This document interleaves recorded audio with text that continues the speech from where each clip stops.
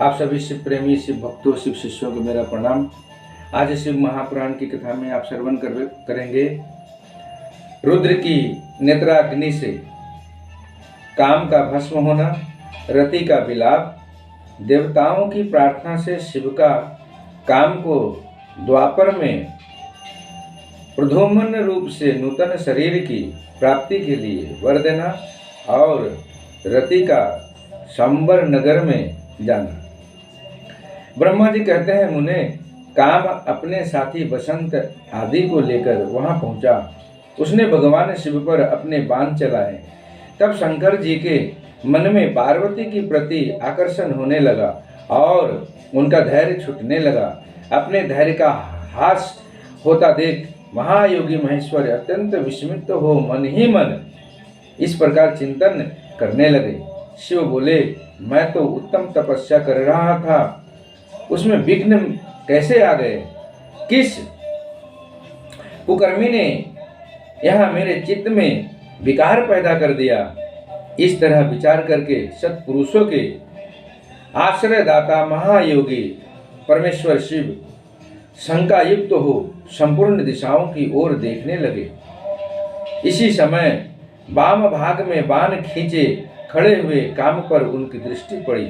वह मूढ़ चित्त मदन अपनी शक्ति के घमंड में आकर पुनः अपना बाण छोड़ना ही चाहता था। नारद, इस अवस्था में काम पर दृष्टि पड़ते ही परमात्मा ग्रीष्म को तत्काल रोष चढ़ आया। मुने, उधर आकाश में बाण सहित धनुष लिए खड़े हुए काम ने भगवान शंकर पर अपना अमोघ अस्त्र छोड़ दिया, जिसका निवारण करना बहुत कठिन था। परंतु परमात्मा शिव पर वह अमोघ अस्त्र भी मोद व्यर्थ हो गया। कुपित हुए परमेश्वर के पास जाते ही शांत हो गया। भगवान शिव पर अपने अस्त्र के व्यर्थ हो जाने पर मनमत काम को बड़ा भय हुआ। भगवान मृत्युंजय को सामने देखकर वह कांप उठा और इंद्र आदि समस्त देवताओं का स्मरण करने लगा। मुनिश्रेष्ठ, अपना प्रयास निष्फल हो जाने पर काम भय से व्याकुल हो उठा था। मुनीश्वर, कामदेव के स्मरण करने पर वे इंद्र आदि सब देवता वहां आ पहुंचे और शंभु को प्रणाम करके उनकी स्तुति करने लगे। देवता स्तुति कर ही रहे थे कि कुपित हुए भगवान हर के ललाट के मध्य भाग में स्थित तृतीय नेत्र से बड़ी भारी आग तत्काल प्रकट होकर निकली। उसकी ज्वालाएं ऊपर की ओर उठ रही थी। वह आग धुंधुक करके जलने लगी। उसकी प्रभा प्रलयाग्नि के समान जान पड़ती थी। वह आग तुरंत ही आकाश में उछली और पृथ्वी पर गिर पड़ी। फिर अपने चारों ओर चक्कर काटती हुई धराशायिनी हो गई। साधु भगवान, क्षमा कीजिए, यह बात जब तक देवताओं के मुख से निकले तब तक ही उस आग ने कामदेव को जलाकर भस्म कर दिया। उस वीर कामदेव के मारे जाने पर देवताओं को बड़ा दुख हुआ। वे व्याकुल हो, हाय हाय, यह क्या हुआ, ऐसा कहकर जोर जोर से चित्कार करते हुए रोने बिलखने लगे। उस समय विकृत चित्त हुई पार्वती का सारा शरीर सफेद पड़ गया। काटो तो खून नहीं, वे सखियों को साथ ले अपने भवन को चली गई। कामदेव के जल जाने पर रति वहां एक क्षण तक अचेत पड़ी रही। पति की मृत्यु के दुख से वह इस तरह पड़ी थी मानो मर गई हो। थोड़ी देर में जब होश हुआ तब अत्यंत व्याकुल हो रति उस समय तरह तरह की बातें कहकर विलाप करने लगी। रति बोली, हाय, मैं क्या करूं, कहाँ जाऊं? देवताओं ने यह क्या किया? मेरे उदंड स्वामी को बुलाकर नष्ट करा दिया। हाय हाय नाथ, अस्मर स्वामी, प्राण प्रिय, हाँ मुझे सुख देने वाले प्रियतम, हाँ प्राणनाथ, यह यहाँ क्या हो गया? ब्रह्मा जी कहते हैं, नारद, इस प्रकार रोती बिलखती और अनेक प्रकार की बातें कहती हुई रति हाथ पैर पटकने और अपने सिर के बालों को नोचने लगी। उस समय उसका विलाप सुनकर वहां रहने वाले समस्त वनवासी जीव तथा वृक्ष आदि स्थावर प्राणी भी बहुत दुखी हो गए। इसी बीच में इंद्र आदि संपूर्ण देवता महादेव जी का स्मरण करते हुए रति को आश्वासन दे इस प्रकार बोले। देवताओं ने कहा, तुम काम के शरीर का थोड़ा सा भस्म लेकर उसे यत्न पूर्वक रखो और भय छोड़ो। हम सबके स्वामी महादेव जी कामदेव को पुनः जीवित कर देंगे और तुम फिर अपने प्रियतम को प्राप्त कर लोगी। कोई किसी को न तो सुख देने वाला है और न कोई दुख ही देने वाला है।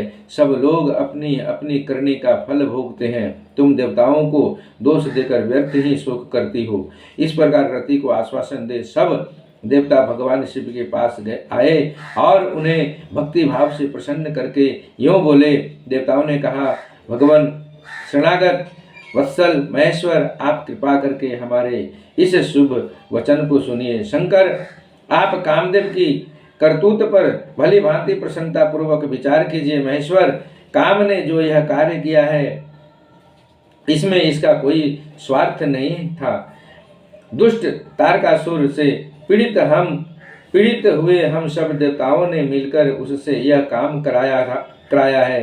नाथ शंकर, इसे आप अन्यथा न समझें। सब कुछ देने वाले देव ग्रीष सती साध्वी रति अकेली अति दुखी होकर विलाप कर रही है। आप उसे सांत्वना प्रदान करें। शंकर, यदि इस क्रोध के द्वारा आपने कामदेव को मार डाला तो हम यही समझेंगे कि आप देवताओं सहित समस्त प्राणियों का अभिसंहार कर डालना चाहते हैं। रति का दुख देखकर देवता नष्ट प्राय हो रहे हैं, इसलिए आपको रति का शोक दूर करना चाहिए। ब्रह्मा जी कहते हैं, नारद, संपूर्ण देवताओं का यह वचन सुनकर भगवान शिव प्रसन्न हो उनसे इस प्रकार बोले। शिव ने कहा, देवताओं और ऋषियों, तुम सब आदर पूर्वक मेरी बात सुनो। मेरे क्रोध से जो कुछ हो गया है वह तो अन्यथा नहीं हो सकता। तथापि रति का शक्तिशाली पति कामदेव तभी तक अनंग शरीर रहित रहेगा जब तक रुक्मिणी पति श्री कृष्ण का धरती पर अवतार नहीं हो जाता।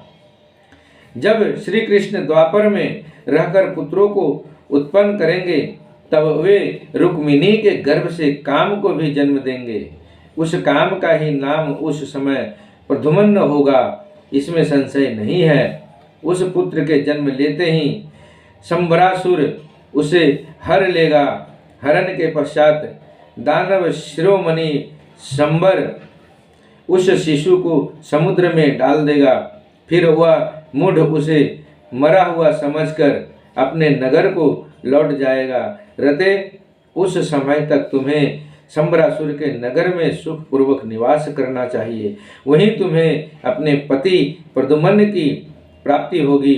वहां तुमसे मिलकर काम युद्ध में शंबरासुर का वध करेगा और सुखी होगा। देवताओं, प्रद्युम्न नामधारी काम अपनी कामनी रति को तथा शंबरासुर को धन को लेकर उसके साथ पुनः नगर में जाएगा। मेरा यह कथन सर्वथा सत्य होगा।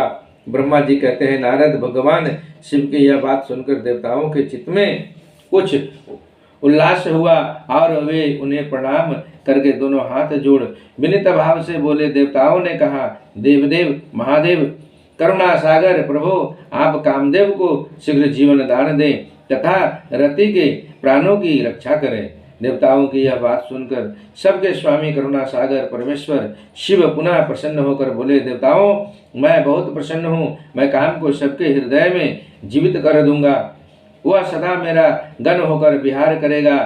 अब अपने स्थान को जाओ, मैं तुम्हारे दुख का सर्वदा नाश करूंगा। ऐसा कहकर रुद्रदेव उस समय स्तुति करने वाले देवताओं के देखते देखते अंतर्धान हो गए।